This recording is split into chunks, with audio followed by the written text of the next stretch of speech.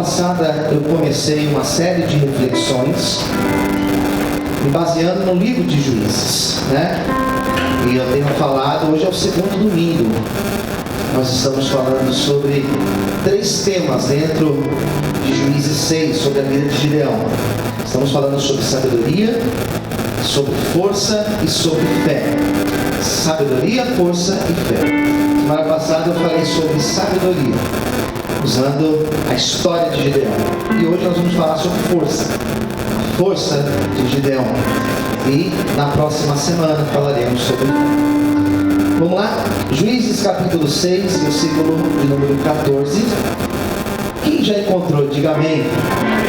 Então vamos ler. Diz assim: Então o Senhor olhou para ele e disse... O Senhor olhou para ele e disse: Vai nesta tua força e livrarás Israel da mão dos midianitas. Porventura não te enviei eu?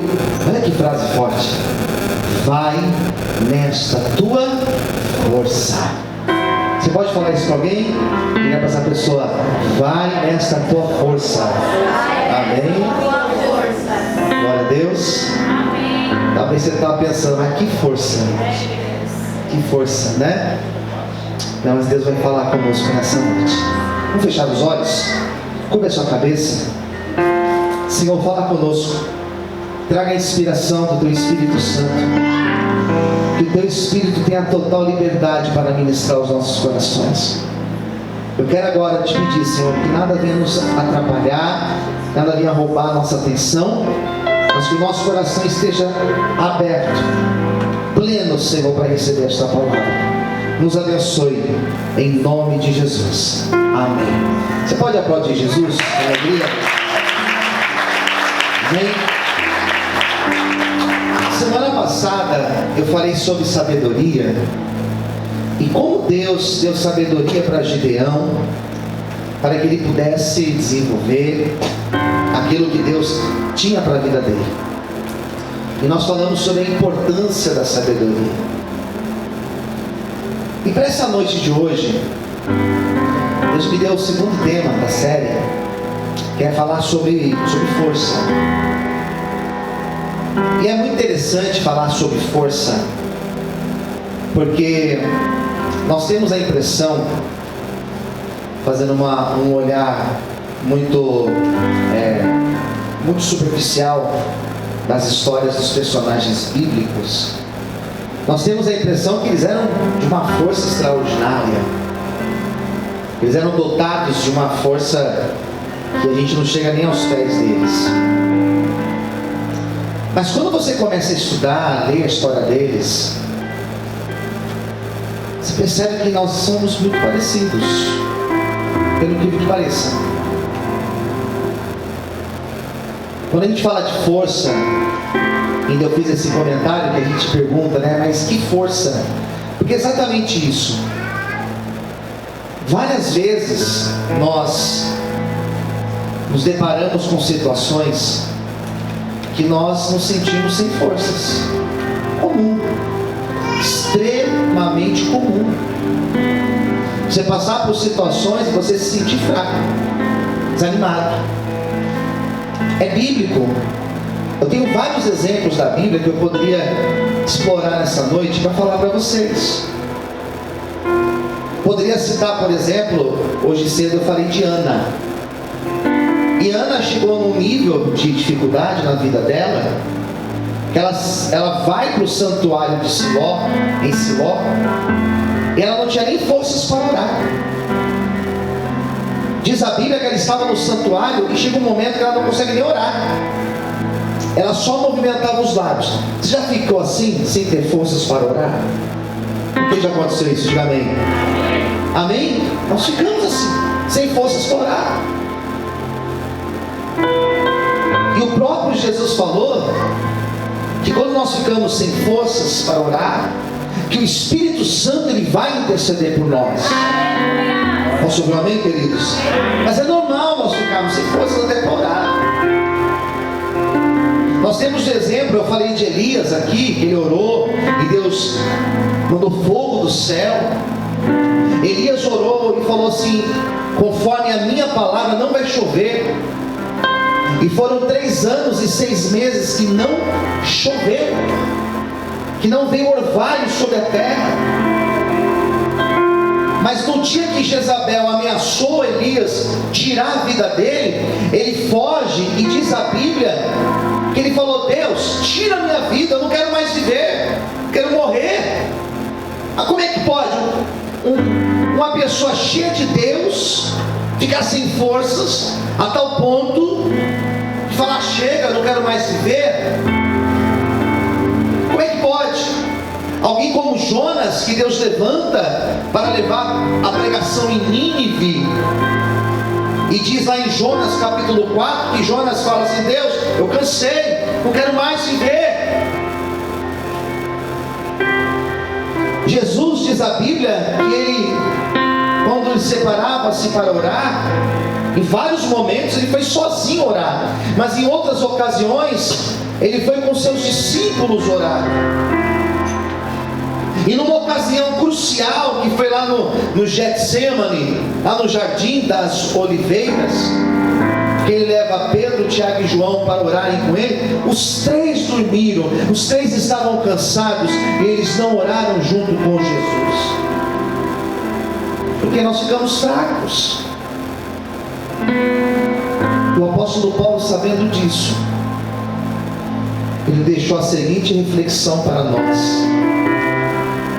quando nós estamos fracos, é aí que nós estamos fortes. E parece que é uma coisa muito estranha de se pensar. Como assim, quando eu estou fraco, eu estou forte? E Paulo vai dizer, ele vai completar dizendo: porque o poder de Deus, o poder do Senhor, ele se aperfeiçoa, ele cresce, ele ganha volume quando nós estamos fracos. E é por isso que eu quero dizer algo de Deus para você nessa noite, que talvez está aqui presencialmente ou assistindo esse culto, se achando fraco, se achando desanimado. Esse culto é para você, aleluia, porque o Senhor, ele vai te encher de unção, ele vai te encher de força. Você pode ter entrado aqui até abatido, mas você não vai sair dessa porta desse jeito. Tem um renovo de Deus para a tua vida, aleluia. Desde o começo desse culto, desde a oração inicial, o louvor, até esse momento aqui, eu sinto que Deus está renovando pessoas aqui nesse lugar. Você pode dar glória a Deus por isso, aleluia. Eu creio. Aleluia. Daí Deus chama Gideão. E Deus chama Gideão. E Deus poderia ter escolhido outras pessoas, isso é verdade. Outro clã, outra tribo. Deus olhou para a tribo de Manassés, que era a menos expressiva das 12 tribos. Deus poderia ter escolhido um levita, por exemplo. Deus poderia ter escolhido alguém da tribo de Judá, por exemplo. Escolheu da tribo de Manassés. E lá do clã, lá da tribo de Manassés, ele poderia ter escolhido qualquer família, mas escolheu a família de Gideão. E dos irmãos de Gideão, Deus escolheu o Gideão. E Deus não escolheu o Gideão porque ele era mais capacitado, diferenciado dos outros. Deus simplesmente olhou para ele e Deus escolheu Gideão. O critério de escolha de Deus é inexplicável. Eu não sei porque Deus me escolheu, eu não sei porque Deus escolheu você. Eu não sei porque Deus escolheu esses obreiros que estão aqui, o Roberto que está aqui. Eu não sei porque Deus escolheu os pastores que estão aqui. Eu sinceramente, eu não sei. Mas eu sei que você é um escolhido de Deus. E algum dia você já ouviu alguém te falar isso. Algum dia Deus já usou alguém para falar que você é um escolhido, que Deus tem uma obra na tua vida.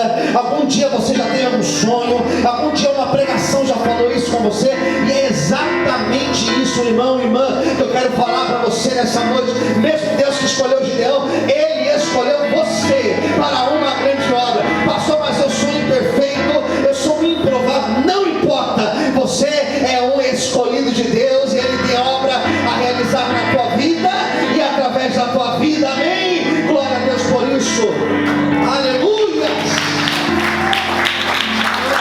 Glória a Deus. Mas quando Deus chama Gideão, olha aqui para mim, quando Deus chama ele, Gideão estava com uma sensação, ele estava tomado de um sentimento, que eu coloquei como um sentimento de derrota. E o sentimento de derrota é um dos piores sentimentos que pode acometer uma pessoa. Derrota. Esse sentimento de derrota, já se sentiu assim? Quem já sentiu derrotado? Diga amém. Já fez uma prova e foi mal? Já foi reprovado em alguma coisa? Tirar habilitação, já foi reprovado tirando habilitação? De carro, de moto, de ônibus, sei lá. Ser reprovado, irmãos, é um sentimento de fracasso, relacionamento, divórcio, rompimento de uma sociedade, começar um trabalho, um projeto e não vai. É uma derrota, irmãos. Eu conheço muita gente que já se sentiu derrotado. Eu já me senti muitas vezes derrotado. Isso é um sentimento terrível. E Gideão, ele estava nesse momento aqui de Juízes 6 com um sentimento de derrota. E eu descobri pela Bíblia que é extremamente normal. Quem está me ouvindo, diga amém. É extremamente normal você em algum momento da tua vida se sentir derrotado. E na verdade, se sentir derrotado, existe até um caráter pedagógico por detrás disso. Deus ensina a gente. Deus me torna mais humilde. Deus me torna mais dependente dele. O sentimento de derrota é aquele sentimento que me faz voltar com o pé no chão. O sentimento de derrota é o que faz você olhar para você aqui ó, igualdade. Gideão estava se sentindo derrotado, mas Deus estava ali com ele. O sentimento de derrota, ele é real, mas ele é passageiro. Ele vem, mas ele passa. Posso ouvir um amém, queridos? O sentimento de derrota, ele é uma fase na tua vida, ele é um momento. Você não é fracassado, amém? Você não é derrotado, é uma fase que você está passando. Vai passar, isso é passageiro na tua vida. Eu até brinquei hoje cedo, é igual garota de Ipanema, ela vem e passa. É assim, queridos. Esse sentimento de derrota, ele é passageiro, ele vai passar. Por quê? Porque Deus, ele nos faz vencer, amém? Deus, ele nos faz vencedor. Hoje pode ser que você está se sentindo derrotado, só que tem virada de Deus, amém? Tem mudança de Deus, tem uma virada de chave chegando na tua vida. O Deus que exaltou Gideão, ele vai te exaltar. Ele vai exaltar alguém que está aqui, ele vai exaltar você que está me assistindo. Ele vai trazer essa virada na tua vida, em nome de Jesus, aleluia, glória a Deus.